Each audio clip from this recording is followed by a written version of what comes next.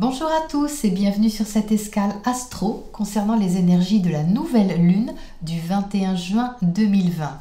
Un nouveau cycle important puisqu'il s'agit d'une nouvelle lune avec éclipse de soleil, ce qui signifie que les effets de cette nouvelle lune peuvent s'étaler jusqu'à 6 mois dans le temps. C'est donc le 21 juin la première nouvelle lune en Cancer car il y aura une deuxième nouvelle lune dans ce même signe en juillet. Donc autant dire que l'univers insiste lourdement sur la thématique à travailler au travers de ce signe. Cette nouvelle lune se positionne au tout début du signe du Cancer, au degré 0. Tout est donc à initier, à commencer, à accueillir dans cette énergie. Le Cancer parle de famille, de foyer, de racines, mais surtout de sécurité émotionnelle, de l'importance du ressenti, du cocon intérieur. L'emplacement de la maison impactée par cette nouvelle lune en France est la maison 11.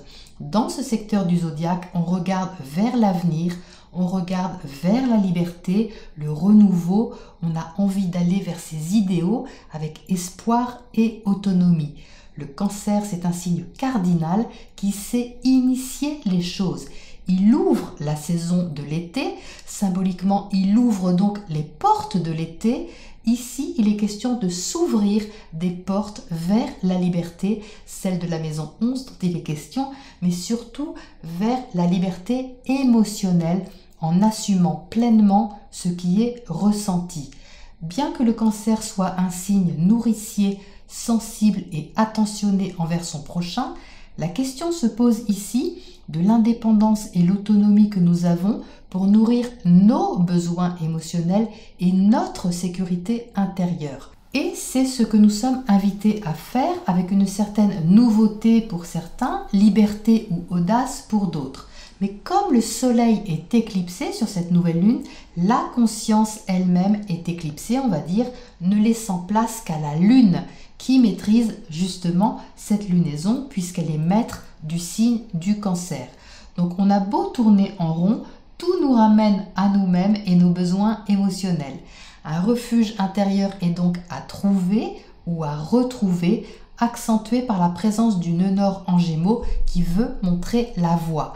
Le nœud nord nous invite à la communication, à l'ouverture, à la découverte et aux échanges, même si on ne sait pas exactement comment faire pour l'instant avec ce soleil éclipsé. On peut se sentir poussé vers ce nœud nord. Après tout, c'est un peu le GPS. Donc ce GPS en Gémeaux nous dit l'évolution, c'est par là. Prenez la route de la communication, de l'échange, de l'apprentissage, de la découverte et soyez léger. Parfait, c'est un programme assez tentant. On cherche alors le maître du nœud nord et c'est Mercure. On va chercher Mercure pour lui demander un peu plus de précision sur la route, sur la façon de faire et de s'ouvrir à ce programme. Et où se trouve Mercure qui peut nous apporter ses réflexions, son raisonnement et son discernement et nous aider donc à nous diriger avec clarté? Eh bien, il est en Cancer et en maison 12, la maison du secret et du retrait, et en plus il est rétrograde. En d'autres termes et pour être clair, non seulement il réfléchit, mais en plus il réfléchit dans son coin. Bon, donc pour les infos claires, précises et distinctes, on va attendre un peu puisqu'ici on est plutôt dans les réflexions spirituelles, les grands questionnements existentiels, l'intériorisation, mais surtout on est dans l'accueil inconditionnel de notre ressenti et la prise en compte de nos émotions. Mercure en Cancer réfléchit avec sensibilité et se penche sur la façon de fonctionner émotionnellement. La maison 12, c'est aussi la maison des fins de cycle. Donc il peut inciter ici à en finir avec certaines questions d'ordre privé, familial ou personnel. En maison 12, Mercure fait le bilan. Enfin, il essaye de faire le bilan parce que l'émotionnel du Cancer peut brouiller un peu son discernement. En maison 12, à la date de cette nouvelle lune, il est dans une position, on va dire, neptunienne. Neptune, c'est la planète du rêve, de l'idéal, de la spiritualité, du lâcher-prise, mais aussi du flou, de l'illusion et de la fuite si l'énergie est mal canalisée. Et quel hasard, Mercure forme justement un trigone à Neptune, c'est-à-dire un aspect harmonieux. Neptune est en Poisson dans son élément naturel. C'est un peu comme s'il prêtait à Mercure sa résidence secondaire en lui disant « Vas-y mon petit, fais comme chez toi, fais une pause, retire-toi, médite, prends du recul pour avoir le temps d'intégrer les infos et de les digérer. » Parce qu'en Cancer, on digère aussi. Le Cancer a rapport avec tout le système digestif, entre autres choses. C'est donc ce que fait Mercure. Il fait le bilan et il digère. Il s'oppose en même temps à Pluton, planète de la transformation, qui lui demande d'aller au fond de lui-même, transformer les choses en profondeur, surtout son raisonnement ou une façon d'aborder ou de clôturer une question sensible. Ce qui peut donner une certaine intensité émotionnelle dans certains cas, mais qui est utile pour se préparer au renouveau. Et le renouveau lui tend la main puisqu'il est sextile à Uranus, planète de la libération, qui le soutient dans ses projets originaux et novateurs. La nouvelle lune est aussi en carré à Mars, planète de l'action qui se trouve en Poisson. Le carré est normalement un aspect de tension, de défi, mais ici Mars se trouve en signe d'eau. Or, le Poisson et le Cancer sont deux signes d'eau, ils sont donc amis et compatibles. Donc la tension, elle est là puisqu'il y a un carré, mais elle est tout de même modérée. Elle peut quand même apporter une sortie de zone de confort, proposer un virage qu'il faut oser prendre émotionnellement, mais ici le ressenti l'emporte un peu sur le reste. Et ce qui doit être bien canalisé, c'est l'envie d'agir vers ses idéaux, même si tout n'est pas clair pour le moment. Cette nouvelle lune, elle forme un autre aspect, elle forme un quinconce à Saturne. Donc un quinconce, c'est un aspect dit mineur, pourtant je pense qu'il est important d'en tenir compte ici. Le quinconce demande adaptation. Ici en quinconce croissant, le virage, le renouveau demande réflexion et analyse. Saturne invite à prendre son temps, et en plus il est rétrograde, donc il invite à ne rien brusquer, à prendre le temps de réorganiser, de se réorganiser. Saturne est la planète de la discipline, de la structure. Il est en maison 6 à la date de la nouvelle lune, la maison du travail quotidien, mais aussi de la santé. Donc qu'est-ce qu'il nous dit? Il nous dit ici que si nous voulons construire ou reconstruire quelque chose de durable, que ce soit au niveau de notre activité ou de notre hygiène de vie, il nous faut avancer avec discernement, prudence et organisation.